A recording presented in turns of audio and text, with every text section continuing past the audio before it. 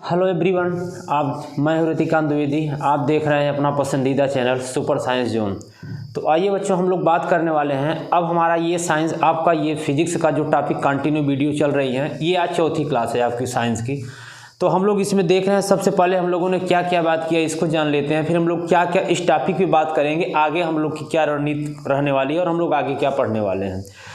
तो देखिए हम लोगों ने क्या क्या पढ़ा। सबसे पहले हम लोग बच्चों पढ़े आवेश क्या होता है, उसकी मात्रक क्या होता है। फिर हम लोगों ने पढ़ा वैद्युत धारा क्या होता है। फिर हम लोग पढ़े वैद्युत धारा का मात्रक क्या होता है। फिर हम लोगों ने क्या पढ़ा कि विद्युत विभव क्या होता है और विभवांतर क्या होता है और इसका मात्रक वोल्ट क्या होता है, वोल्ट को हम कैसे डिफाइन करते हैं।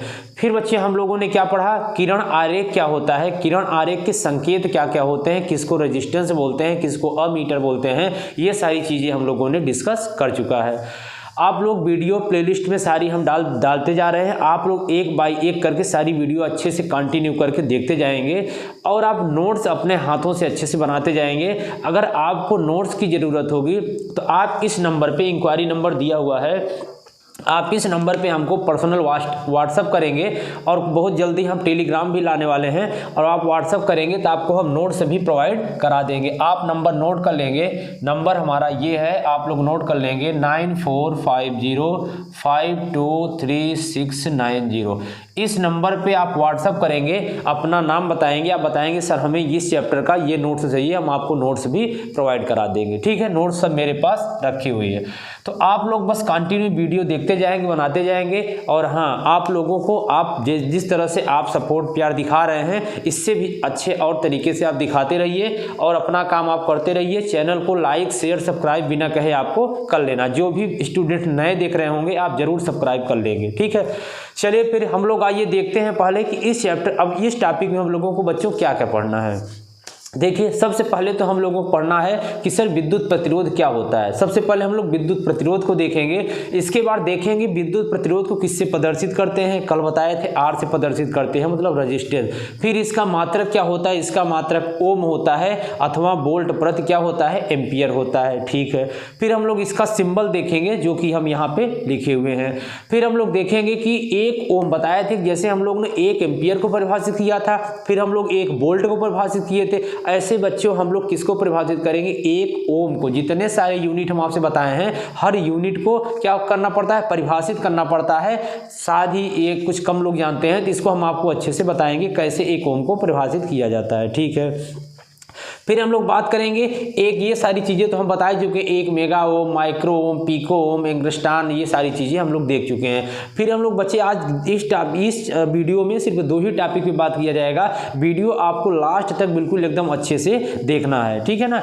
तो क्या होगा, विशिष्ट प्रतिरोध को प्रभावित करने वाले कारक। ये बच्चों इस साल क्वेश्चन आपके 2022 में आ चुका है। क्या है 2022 में, आप प्रीवियस ईयर पेपर देख लेंगे, ये आपका पूछा गया है कि प्रतिरोध, 4 नंबर पूछा गया था बच्चों कि प्रतिरोध को प्रभावित करने वाले कारक बताइए। अभी हम लोग देखेंगे कि प्रतिरोध लंबाई पे प्रभावित करता है, लंबाई से प्रभावित होता है, क्षेत्रफल से होता है, और क्या होता है, चालक के पदार्थ, मतलब कॉपर का वायर है कि एल्यूमिनियम का है, किस कांसा का है, किस चीज़ का है, और टेम्परेचर से कैसे प्रभावित होता है। फिर हम लोग बच्चों आज देखेंगे विशिष्ट प्रतिरोध क्या होता है, रेजिस्टिविटी किसे कहते हैं। ठीक है, विशिष्ट प्रतिरोध के बाद उसका मात्रक देखेंगे, ओम मीटर होता है। और इस पे फार्मूले पे एक सवाल हर साल आती है कि विशिष्ट प्रतिरोध में मतलब रेजिस्टिविटी, इसका मात्रक या फिर इस पे एक न्यूमेरिकल जरूर आएगा। ठीक है, तो आज इस टॉपिक पे हम लोग बात करने वाले हैं। आइए हम लोग शुरू करते हैं अपने टॉपिक पे। तो सबसे पहले बच्चों हम लोग बात करेंगे कि विद्युत प्रतिरोध होता क्या है सर, इलेक्ट्रिक रेजिस्टेंस क्या होता है।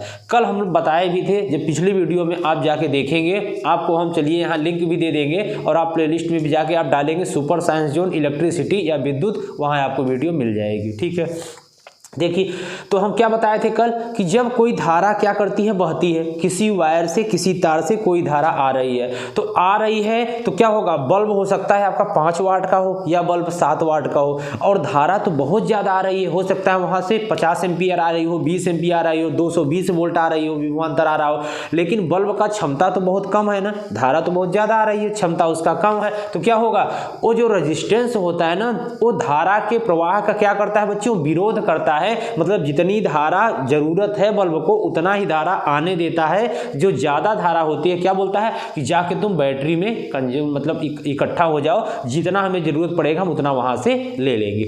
इसका मतलब विद्युत प्रतिरोध क्या होता है बच्चों? विद्युत प्रतिरोध किसी पदार्थ का वह गुण है जो धारा के प्रवाह का विरोध करता है, उसे हम लोग क्या कहते हैं बच्चों? प्रतिरोध कहते हैं। तो यही परिभाषा हमने यहाँ पे लिख दिया है, देखेंगे। किसी चालक का वह गुण जो उसमें धारा के बहने का विरोध करता है, मतलब धारा को रोकता है, पूरा नहीं रोकता, जितना जरूरत होती है उतना जाने देता है, ज्यादा नहीं जा सकती, ज्यादा जाएगी बोलेगा रुक चल इधर, उधर बैटरी में कन्वर्ट कर देगा, बोलेगा इधर जाओ, बस जरूरत है 5 वाट उतना जाने दो, मतलब जितना जरूरत होगी उतना जाने देगा। जो ज्यादा धारा होगी उसे क्या करेगा? वहीं पे रोक देगा। उसे हम लोग क्या बोलते हैं? इसे ही हम लोग क्या बोलेंगे बच्चों? प्रतिरोध कहेंगे। समझ गए ना? किसी चालक का वह गुण जो उसमें विद्युत धारा के बहने का विरोध करे, क्या करे? बहने का विरोध करे, उसे हम क्या बोलेंगे? उसे हम ही प्रतिरोध बोलते हैं। ठीक है। इसे बच्चों किससे प्रदर्शित करते हैं? इसे R से प्रदर्शित करते हैं। क्यों? क्योंकि इसका इंग्लिश क्या होता है?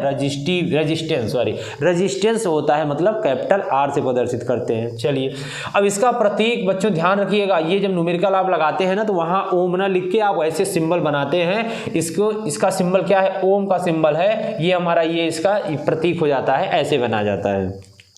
ठीक है। अब हम लोग बात करते हैं यदि किसी चालक के सिरों के बीच विभवांतर भी हो, जैसे जब चालक में धारा का विरोध कर रहा है तो क्या करेगा? वहां से कुछ ना कुछ विभवांतर आएगी। जैसे आप देखते होंगे आपके बल्ब पे बच्चों लिखा रहता है 8 वाट 220 वोल्ट। इसका मतलब जो आपके बल्ब का पावर है, मतलब जो आपके बल्ब की कैपेसिटी है 8 वाट तक क्या उसकी शक्ति है, मतलब 8 वाट तक का लाइट वो क्या कर सकता है? ले सकता है। लेकिन जो उसमें विभवांतर चाहिए वो कितना चाहिए? 220 वोल्ट। जब तक 220 वोल्ट नहीं मिलेगा तब तक लाइट पूर्णतः प्रकाशित नहीं होगा, मतलब जितना प्रकाश देना चाहिए बल्ब को उतना प्रकाश नहीं दे पाएगा, बल्ब हल्का धीरे जलता रहेगा। बात समझ रहे हैं ना? तो इसका मतलब आप देखेंगे कोई बल्ब आप लेके देखिएगा उसमें लिखा रहता है 8 वाट 220 वोल्ट, 5 वाट 220 वोल्ट, 240 वोल्ट, मतलब जितना लिखा रहेगा उतना वोल्ट जब तक लाइट नहीं आएगी तब तक बल्ब आपका पूर्ण रूप से अच्छे से नहीं जलेगा, नहीं प्रकाशित होगा। ठीक है। आइए आगे देखते हैं। यदि किसी चालक के सिरों के बीच विभवांतर कितना हो? V हो। विभवांतर किससे प्रदर्शित करते हैं? न्यूमेरिकल में बड़ी समस्या होती है बच्चों को, बहुत जल्द न्यूमेरिकल हम लाने वाले हैं, बहुत जल्द, बहुत मजा आएगा न्यूमेरिकल करने में। विभवांतर को V से बार बार सब कुछ बता रहे, भी एक वीडियो में पूरे जितने फार्मूले होंगे जिससे प्रदर्शित करते हैं पूरा करा देंगे, कोई दिक्कत होने वाली नहीं है। बस आपको अच्छे से वीडियो देखते चलना है और इसके बाद ज़्यादा से ज़्यादा चैनल को लाइक शेयर और सब्सक्राइब करना है, ये आपको नहीं भूलना है। ठीक है। अगर बीच विभवांतर V हो तथा चालक में बहने वाली धारा कितनी हो? I हो, मतलब हम लोग विद्युत धारा को I से प्रदर्शित करते हैं और इसके बाद विभवांतर को V से प्रदर्शित करते हैं और प्रतिरोध रेजिस्टेंस को R से प्रदर्शित करते हैं। I है तो उस चालक में क्या होगा? उस चालक का प्रतिरोध कितना हो जाएगा बच्चों? उस चालक का प्रतिरोध मतलब क्या हो जाएगा? चालक में विभवांतर, चालक में कुल उत्पन्न विभवांतर और बटे क्या हो जाएगा? चालक में बहने वाली धारा। क्या हो गया इसका मतलब? अब ये हो गया प्रतिरोध को किससे प्रदर्शित करेंगे? R को। विभवांतर को किससे करते हैं? V को। धारा से किससे करते हैं? I से। इसका मतलब फार्मूला क्या हो गया? R बराबर V अपान I। ये आपका क्या होता है? ये आपका सूत्र होता है, किसका होता है? प्रतिरोध का। R बराबर V बटे I।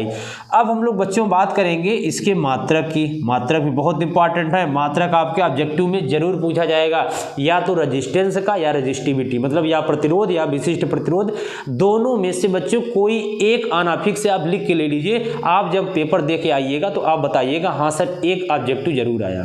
ठीक है। अब क्या लिखेंगे? प्रतिरोध का मात्रक। क्या लिखेंगे बच्चों? यहाँ से आपको मात्रक लिखना है तो आप लिखेंगे प्रतिरोध का मात्रक। तो क्या हो जाएगा? प्रतिरोध का मात्रक बराबर हो जाएगा विभवांतर का मात्रक। क्या हो जाएगा?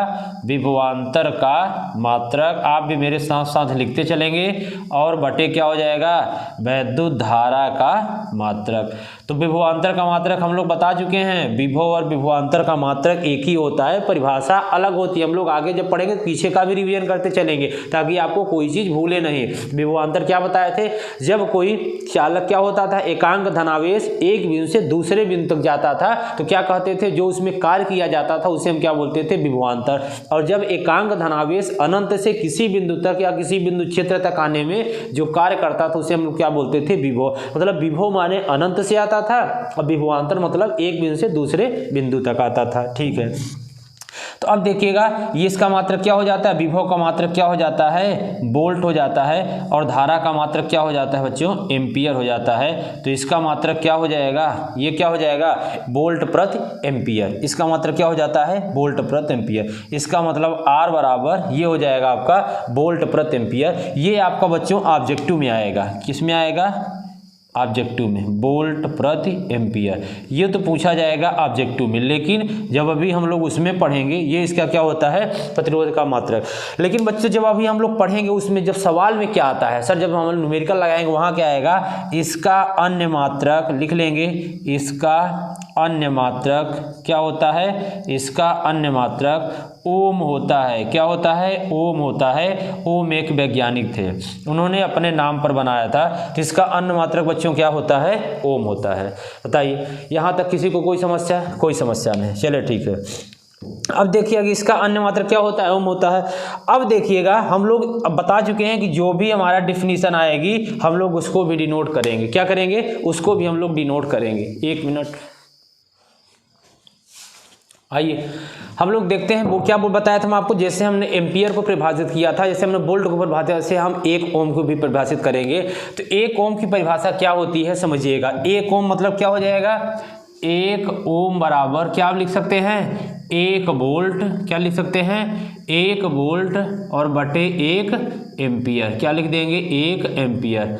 इसका मतलब क्या हो गया, इसका मतलब ये हो गया कि यदि किसी चालक के सिरों के बीच, यदि चालक के सिरों के बीच अगर विभवांतर कितना हो बच्चों, एक वोल्ट हो, यदि किसी चालक के सिरों के बीच विभवांतर एक वोल्ट हो तो उस चालक में बहने वाली धारा एक एम्पियर होगी। इसे हम क्या कहते हैं, इसे क्या कहते हैं, तो चालक का प्रतिरोध कितना हो जाएगा, एक ओम हो जाएगा। कितना हो जाएगा, एक ओम। फिर से सुनिएगा, यदि किसी चालक के क्या हो जाएगा, सिरों के बीच जो विभवांतर होगा एक वोल्ट हो और चालक में कुल बहने वाली धारा एक एम्पियर होगी तो चालक का कुल प्रतिरोध कितना होगा, एक ओम होगा। यही चीज हमने यहाँ पे लिखा है, आप देख लीजिएगा। देखिए आइए देखते हैं, यदि चालक के सिरों के बीच विभवांतर कितना हो, एक वोल्ट हो, तो चालक में बहने वाली धारा एक एम्पियर हो तो चालक का प्रतिरोध कितना हो जाएगा, एक ओम हो जाएगा। बताइए यहाँ तो कोई समस्या, समझ गए ना। मतलब वही सिंपल सी चीज है कि एक ओम बराबर एक वोल्ट बटे एक एम्पियर, यही हमारा क्या कहलाता है, ओम की डिफिनीशन कहलाता है।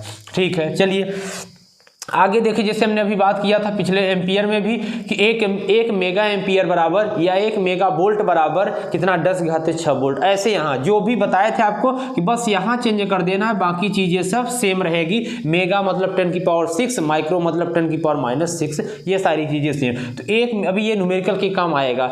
एक मेगा ओम बराबर कितना होता है, 10⁻6 ओम। एक माइक्रो ओम बराबर 10⁻⁻6 ओम। अब आइए देखिए हम लोग बात करते हैं जो बड़ा महत्वपूर्ण आपका ये है, जो इस साल आया हुआ था पेपर में, बड़ा इंपॉर्टेंट है। फिर भी आ सकता है, नहीं आएगा तो कोई बात नहीं, लेकिन ये महत्वपूर्ण बहुत ज़्यादा है, न्यूमेरिकल में भी काम आएगा, वैसे भी बहुत इंपॉर्टेंट है। तो प्रतिरोध को बच्चों प्रभावित करने वाले कारक, आइए देखिएगा। तो प्रतिरोध को कौन कौन से कारक प्रभावित करते हैं, सबसे पहले हम लोग देखेंगे। देखिए प्रतिरोध को सबसे पहले प्रभावित करता है बच्चों लंबाई। अब कहेंगे सर लंबाई कैसे प्रभावित करता है, समझिएगा यहाँ। जैसे मान लीजिए ये कोई चालक तार हो गया, ये कोई तार, इसकी लंबाई L है।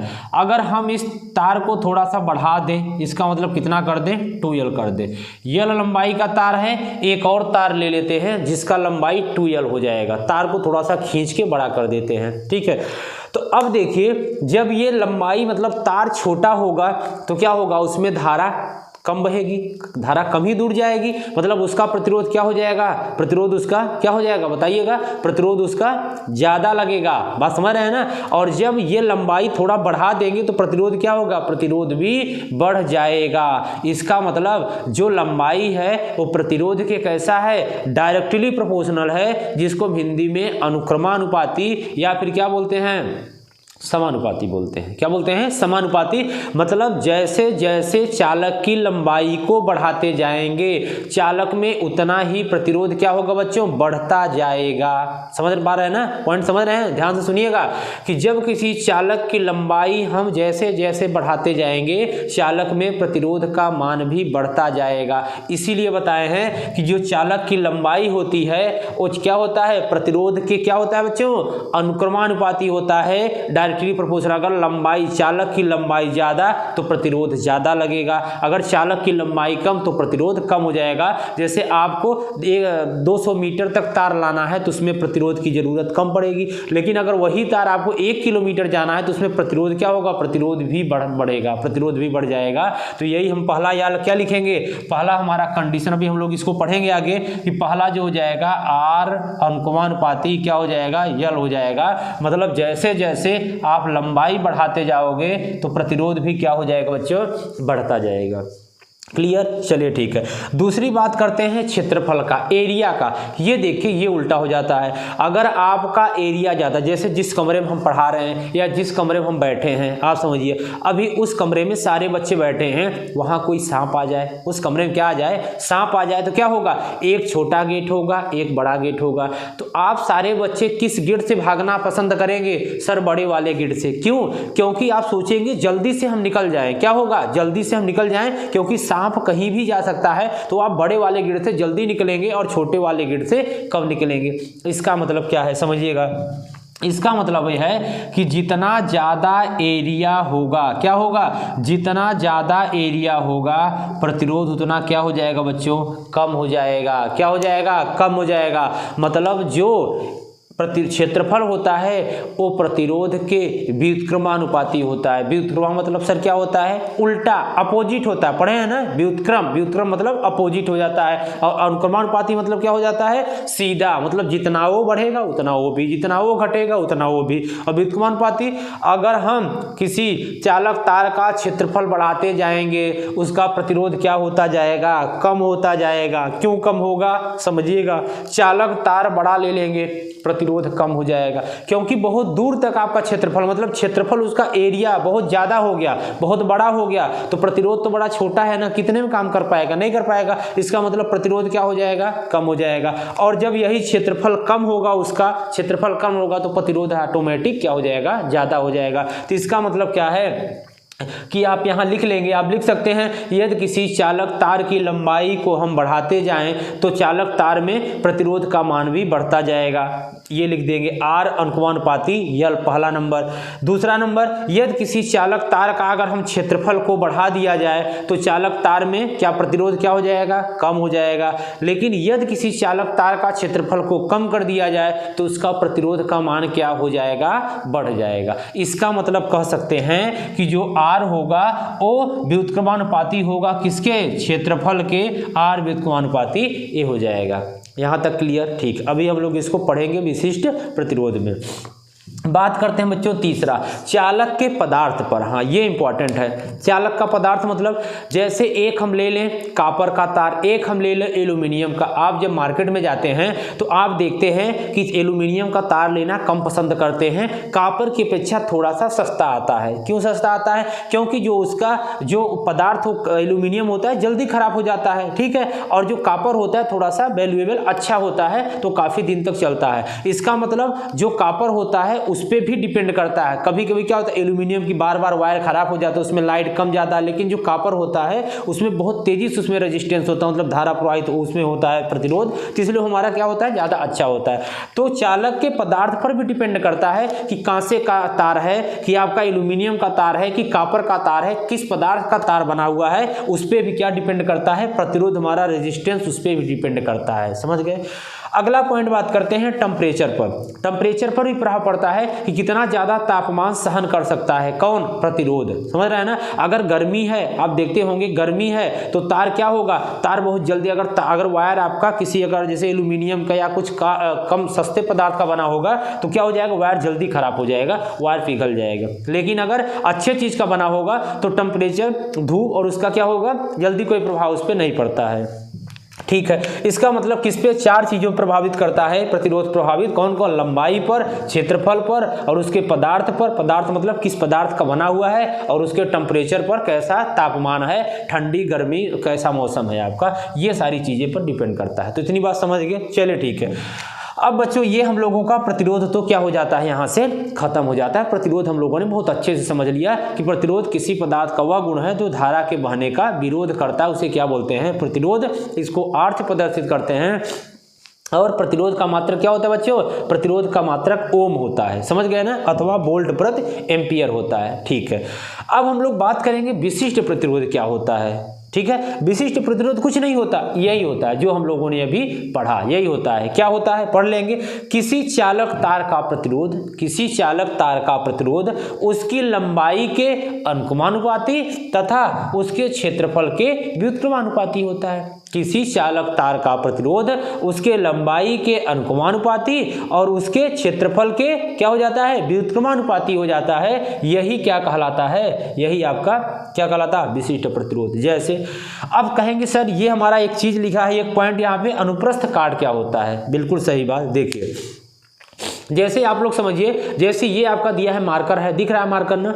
अब इसमें देखिए ये मान लीजिए हम तार मान लेते हैं, तो इस अगर तार को निकालें, अगर यहाँ से करेंगे तो ये आपको दिख रहा है ना, यही हमारा अनुप्रस्थ काट होता है। अनुप्रस्थ काट मतलब कोई भी आप ऐसे पाइप या सेक्शन लेते हैं, ये ऐसे 2 लेते हैं, तो ये जो आपका एरिया होता है इसी को बच्चों हम लोग क्या बोलते हैं, अनुप्रस्थ काट का क्षेत्रफल मतलब एरिया, जहाँ से आपका वायर ये इंटर होता है एम्पी आपका विद्युत धारा, और जहाँ से ये निकलता है इस एरिया को हम क्या बोलते हैं, क्या बोलते हैं बच्चों, अनुप्रस्थ काट बोलते हैं। ये आपका अनुप्रस्थ काट कहलाता है। तो समझ गए, किसी चालक तार का प्रतिरोध उसकी लंबाई के अनुक्रमानुपाती तथा अनुप्रस्थ काट के क्षेत्रफल के क्या हो जाएगा, व्युत्क्रमानुपाती होता है। यही आपका क्या कहलाता है, यही आपका कहलाता है क्या, विशिष्ट प्रतिरोध। ठीक है, इतना नोट करिए। आइए हम लोग आगे बात करते हैं। इसका आप लोग क्या ले लेंगे बच्चों, स्क्रीनशॉट ले लेंगे। चलिए फिर हम लोग आगे बात करते हैं। अब हम लोग देखेंगे विशिष्ट प्रतिरोध का मात्रक और इसका फार्मूला क्या होता है, किससे प्रदर्शित करते हैं। विशिष्ट प्रतिरोध बड़ा महत्वपूर्ण है, ये आपके पेपर में पूछा जाता है। आइए देखिएगा विशिष्ट प्रतिरोध। देखिए विशिष्ट प्रतिरोध को हम लोग किससे डिनोट करते हैं, ये देख लीजिए। विशिष्ट प्रतिरोध मतलब आप परिभाषा तो ये देख लिए, अब हम लोग इसका फार्मूला यहीं पे देख लेते हैं। आर, यहाँ ये देखते हैं, पहला क्या हो जाएगा, आर अनुक्रमानुपाती किसके हो जाएगा बच्चों, यल के, समीकरण नंबर 1। दूसरा क्या हो जाता है, आर व्युत्क्रमानुपाती क्या हो जाएगा, ए, समीकरण नंबर 2। यहाँ लिखेंगे समीकरण 1 तथा 2 को मिलाने पर, समीकरण 1 तथा 2 को मिलाने पर, दोनों को मिला देंगे। मिलाने पर क्या मिलेगा हमको, 1 तथा 2 को मिला के देंगे तो आर सेम है तो आर हो जाएगा, ऊपर यल है, ये हो जाएगा, ऊपर यल है और नीचे क्या हो जाएगा बच्चों, नीचे ए हो जाएगा। आर अनुक्रमानुपाती यल अपान ए। ठीक है, अब देखिए जिस चैप्टर को हम पढ़ रहे होते हैं वही नियतांक लगता है। इस चैप्टर को, इस टॉपिक को हम क्या पढ़ रहे हैं, विशिष्ट प्रतिरोध। नियतांक क्या लगेगा, विशिष्ट प्रतिरोध। तो आर बराबर क्या हो जाएगा, आर बराबर बच्चों हो जाएगा रो, आर बराबर क्या हो जाएगा, रो यल अपान ए। ठीक समझ पा रहे हैं ना। जहाँ रो क्या है, जहाँ रो एक नियतांक है, इसको हम लोग क्या पढ़ेंगे, रो पढ़ेंगे। जहाँ रो एक क्या है, नियतांक है, रो एक नियतांक होता है, जिसे हम क्या बोलेंगे, जिसे विशिष्ट प्रतिरोध कहते हैं। क्या कहते हैं, जिसे विशिष्ट प्रतिरोध कहते हैं। बताइए, समझ गए। रो एक नियतांक है जिसे हम क्या बोलेंगे, विशिष्ट प्रतिरोध कहते हैं। यही रो हमारा विशिष्ट प्रतिरोध।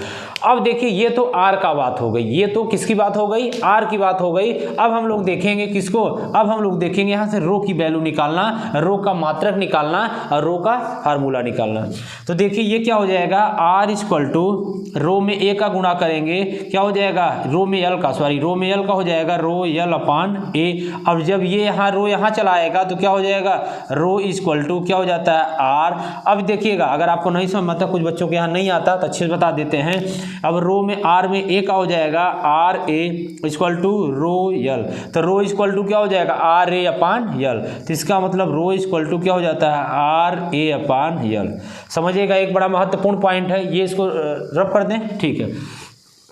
आइए देखिएगा ये एक यहाँ से बड़ा इंपॉर्टेंट है, फार्मूला निकालने जा रहे हैं जो कि विशिष्ट प्रतिरोध का फार्मूला कई बार आपके ऑब्जेक्टिव में पूछा गया है, इस साल भी पूछने की प्रबल संभावना है। देखिए तो R इक्वल टू हम लोग क्या लिखे हैं, कंपेयर करिएगा, बड़ा कंफ्यूजन होता है बच्चों को दोनों फार्मूले में। R equal to rho L upon A और rho equal to R A upon L. देखिए आप कैसे इसको याद करेंगे, समझा रहे हैं अभी अच्छे से। देखिएगा एक फार्मूला तो R बराबर ये आ गया और दूसरा फार्मूला रो बराबर ये आ गया। ध्यान से देखिएगा, मतलब R बराबर क्या है रोयल, रायल क्या है रोयल, और दूसरा रो बराबर क्या हो जाएगा आर ए यल। मतलब ये जब रो होगा तो R यहाँ चला आएगा, यहाँ ए हो जाएगा, ध्यान रखिएगा। लेकिन जब R बराबर करेंगे तो रो यहाँ रहेगा, यहाँ क्या हो जाएगा यल अपान ए हो जाएगा। मतलब यहाँ यल, यहाँ रो के साथ यहाँ यल अपान ये R यल हो जाएगा, यहाँ क्या हो जाएगा आर ए हो जाएगा। जब R लेंगे तो ए अपान यल रो बराबर, और R बराबर लेंगे तो रो यल अपान ए। कंफ्यूजन नहीं होना है, बिल्कुल आसानी से आप इसको ध्यान रखिएगा। जब आर लिखेंगे तो रो यल लेंगे, जब रो लेंगे तो आर ए लेंगे, ये बात आप ध्यान रखेंगे। आइए इसका यूनिट देख लेते हैं, मात्रक हम लोग किसका, रो का देख लेते हैं। तो रो इक्वल टू आर क्या हो जाएगा, आर मतलब होता है इसका मात्रक हो जाता है ओम, और इसका मात्रक क्या होता है, क्षेत्रफल का मात्रक क्या हो जाता है बच्चों, मीटर का स्क्वायर ये हो जाएगा, और ये लंबाई का क्या हो जाता है मीटर हो जाता है। तो मीटर से एक मीटर कट जाता है तो रो इक्वल टू क्या हो जाता है ओम इंटू मीटर, क्या हो जाएगा ओम इंटू मीटर। ये बच्चों आपका क्या हो गया, मात्रक हो गया, ठीक है ना। ये आपका मात्रक, ये आपका क्या हो गया, मात्रक हो गया। तो इसका मतलब क्या हो गया ओम इंटू मीटर, ये क्या हो गया रो का हमारा मात्रक। बहुत बार पूछा गया है, इस साल भी पूछा जा सकता है, तो इसको आपको इग्नोर नहीं करना है, अच्छे से नोट करना है। अब देखिए आप इसका परिभाषा क्या बोल सकते हैं, किसका, रो का क्या बोल सकते हैं। रो की परिभाषा अगर हम बात करें तो यदि किसी चालक तार के अनुप्रस्थ काट का क्षेत्रफल 1 मीटर हो, देखिए यदि किसी चालक तार के अनुप्रस्थ काट का क्षेत्रफल 1 मीटर स्क्वायर हो तो चालक में क्या हो जाएगा, तो चालक 1 मीटर स्क्वायर हो, चालक की लंबाई कितना हो 1 मीटर हो, कितना हो 1 मीटर हो, तब चालक तार का विशिष्ट प्रतिरोध कितना हो जाएगा, विशिष्ट प्रतिरोध रो हो जाता है, मतलब वही हमारा विशिष्ट प्रतिरोध कहलाता है। फिर सुनिएगा, यदि किसी चालक तार का क्षेत्रफल 1 मीटर स्क्वायर हो और चालक तार की लंबाई अगर 1 मीटर हो तो यही क्या कहलाता है, चालक का विशिष्ट प्रतिरोध कहलाता है। मतलब एक रो, मतलब एक विशिष्ट प्रतिरोध इक्वल टू 1 मीटर स्क्वायर बटे 1 मीटर। ये हम लोग अपने जो हम बोलते चले आए हैं कि मात्रक का भी परिभाषा हम लोग देखेंगे, मात्रक का भी परिभाषा देख लिए, ठीक है। तो ये आज हम लोगों ने ये सारी चीज़ों की बात किया, बड़ा आसान सा चैप्टर है, कोई दिक्कत नहीं, सही चल रहा है। तो आप लोगों को उम्मीद है कि बहुत अच्छे समझ में आया होगा। तो क्या है, आप लोग इसको अच्छे से नोट्स में बनाएंगे, लिखेंगे और वीडियो को एकदम अच्छे से कंटिन्यू देखते चले जाएंगे। चलिए फिर वीडियो ज़्यादा बड़ी ना करते हुए हम लोग आज यहीं तक रखते हैं। फिर अगले टॉपिक में हम लोग अगला चीज़ें देखेंगे, डायग्राम अभी हम लोग पढ़ेंगे, श्रेणी क्रम, समांतर क्रम, अभी हम लोग बहुत सारी चीज़ें अच्छे से अभी जितने वीडियो आएंगे आप कंटिन्यू देखते जाएंगे। और फिर हाँ, आपको फिर वही क्या करना है, ज़्यादा से ज़्यादा चैनल को लाइक शेयर और सब्सक्राइब करते रहना है, और आपने अपने पूरी ईमानदारी से अपने पढ़ाई पर ध्यान देना है। बस 2 महीने मेरे साथ एकदम अच्छे से तैयारी कर लीजिए, आप लोगों को कोई दिक्कत नहीं होगी, सारा एकदम सब कुछ आने लगेगा। चलिए ठीक है, फिर हम लोग बस आज इतना ही रखते हैं। थैंक यू, धन्यवाद। चलिए मिलते हैं अगले वीडियो में।